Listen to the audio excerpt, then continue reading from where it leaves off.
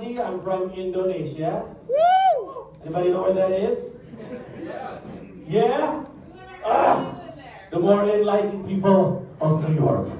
You were there? You said you were there? We went on our honeymoon there. Honeymoon there. Did you get robbed? No? Where did you went to? We went to Bali. Bali. Anybody else know what Bali is? Where Bali is, yeah? Yeah. We went to Sumba. Sumba. Rich people, basically. You have rich people amongst the crowd. It's nice to have you. Anybody else have been to Indonesia? Make some noise if you have been to Indonesia. Yeah? Where at? What was that? Kuala Lumpur? Kuala Lumpur, that's not Indonesia. I'm very sorry. I'm going to call racist on that one. But it's fine, I guess you're right. You're not wrong. Where you were from? Yogyakarta, that's beautiful. And then you, ma'am? Yeah, I used to live there. You used to live in Indonesia, that's awesome. Which city? Jakarta, that's very awesome. To those who don't know, Jakarta is like New York, but more poor people. That's basically it. That's crazy. So I am from Indonesia, and to those who don't know Indonesia, Indonesia has this stereotype. There's a stereotype about us. And the stereotype about Indonesian is that we're lazy. But I'm here to tell you it's not true. We're not lazy. We're just not accustomed to work hard. It's different. It's different. It is generational. It's our DNA. Since the days of hunters and gatherers, Indonesia never have to work hard. Let me tell you why. Because Indonesia is a tropical country. So we don't have deadlines like the winter to hunt and gather food. There's always tomorrow. There's always the next day. That's why one of the most...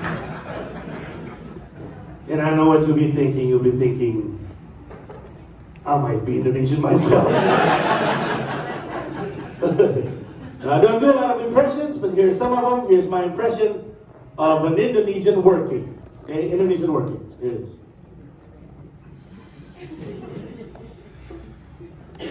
Thank you. Now here's my impression of an Indonesian taking a break. Thank you very much. I worked hard. But I heard good news about New York and Indonesian people. I hear that business in New York likes to hire Indonesian.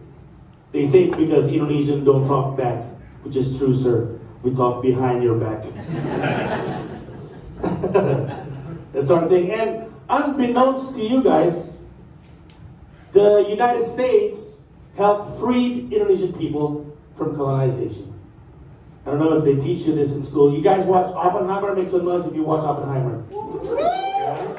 So when the bomb dropped, when the US dropped the bomb in Japan, Japan was colonizing Indonesia. It was World War II, right?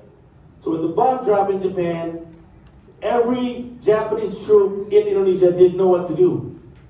They're confused. Is the war still on? Is it not? What do we have to do? There were no orders back home from Japan because I guess everybody's busy. I don't know.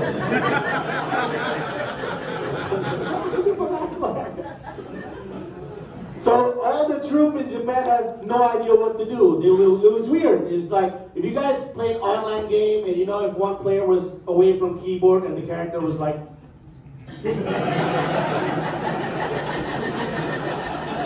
It was like that. And then the Indonesian people were like, I guess we have to do something. Let's declare our independence. And that's actually true. That's what actually happened. What I'm trying to say is, Indonesia's independence is pretty much like jaywalking. Now! So, anybody else beside me moved to New York from another country? Make some noise. Alright. So most of you are New Yorkers, I'm guessing. Yeah? No? Where are you guys from? Canada. Yeah. Another gentleman from Canada. I don't know much about Canada, apart that you guys are a bunch of happy people. That's what I heard.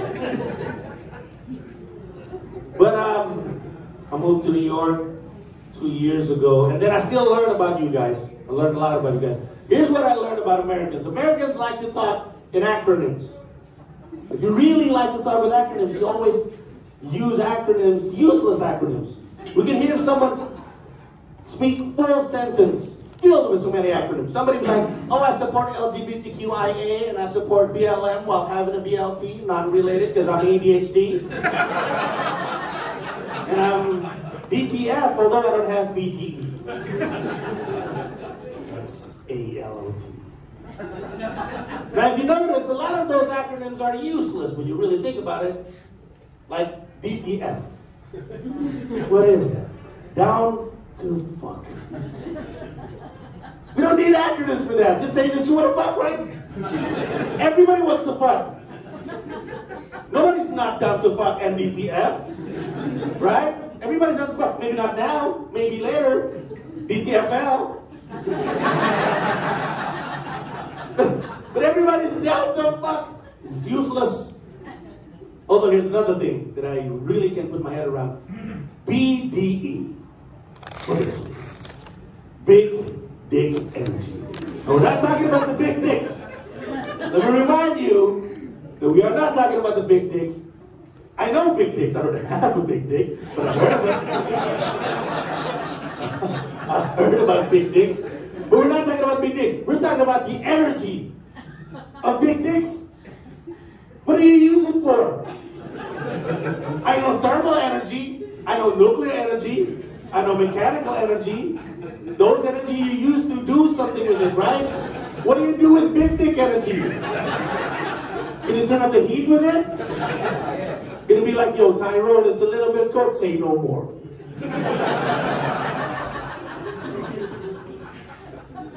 And I know you can transfer energy through heat, right? I'm just saying, can you transfer big dick energy? Because I obviously need to transfer BDE. I'm married, I need to make my wife happy. Also, here's the weirdest thing about BDE is, I don't know who gets to get big dick energy. You know what I mean? Like, I heard Pete Davidson has big dick energy. That's what I heard. But I've seen Pete Davidson. Have you seen Pete Davidson, sir?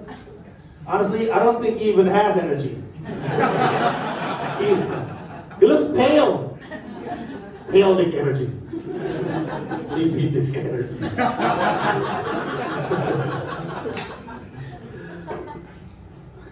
This is like a fun evening for you guys. Are you guys a couple? Or you guys Have been for 18 years. For 18 years, give it up for the Is it like just a regular date night, or are we celebrating something? Date night while our daughter is at the SZA concert. At the what? SZA. SZA concert. I'm sorry, who? There's a lot of people. I know Lizzo. Not Lizzo. Sizzo? SZA. SZA. I just figured out how to spell it. SZA. SZA. I know RZA. Hip hop head in the no. SZA. Do you know who SZA is? No. Singer? Is it a singer? Is it a he, she, or a they? I need to be sure.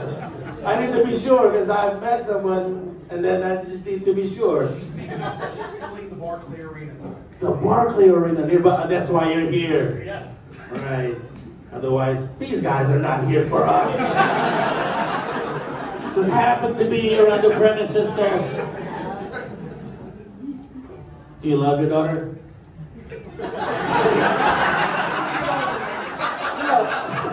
Alright, let me put some context. I know it sounds stupid, but listen. First of all, not all of Indonesians are stupid like me. A lot of us have a problem communicating. This is what I'm trying to say. So, the whole family moved to New York, right? My wife and my 2 kids. I have one in high school and one in middle school. And the issue for me and my wife is school shootings. Right? I come from Indonesia. School shooting is an issue. My wife is worried. What if school shooting happened in one of our kids' school? I'm worried, what if the school shooter turns out to be one of our kids?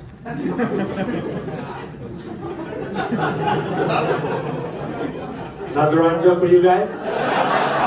Sorry. I'm very sorry.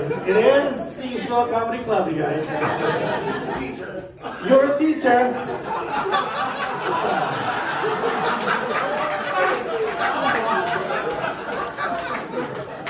I've told her not to embarrass me, so hopefully it won't happen. Well, she knows I'm embarrassed right now. We're in Not the same her. school. She's in the same school that I teach. Oh. I don't know if that's a good thing, though. I'm just saying every school shooter is someone else's kids, right? Listen, so there was a school. You know the proof, sir? Sir, every school shooter is someone else's kid. We're always worried, what if our kids were shot? What if your kids are doing the shooting? It could happen. Look at you guys are here. There's a school shooting that happened, I think it was last year, and then there's the interview. They interviewed the uncle of the school shooter. And they were asking, was there any signs? Was he doing anything weird the day before? And the uncle was like, no, he's just on his laptop all day long. I'm like, that's exactly what my son does all day long. Should I be worried?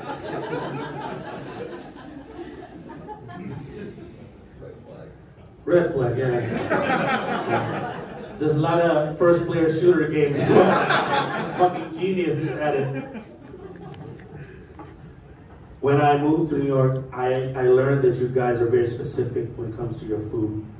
Because so I have some friends, common friends, following me on Instagram, and they never comment on any posts I put out until one day I post a video of me microwaving a New York pizza. And then it was like, no! What are you doing? You don't microwave a pizza! What's wrong with microwaving a pizza? Everything? I'm just hungry, you guys. I don't like to eat cold pizza. What do I have to do? If it's cold, if it's from the fridge, what do I have to do if I can't microwave it? Just eat it? That's a very sad life you have there, sir. Just eat it. Just eat it. It's cold. What do I have to do? Put it on the stove. Put it on the stove. Suck it up, buttercup. Suck it up, buttercup. Suck it up, buttercup. I like that one more. Alright, I understand. Blow on it. Just what? Blow on it. Blow on it? Like with a candle and everything? Like, I understand if you guys are specific about your food. I understand if you guys are strict about your food. I only wish you guys are also strict about your gun control.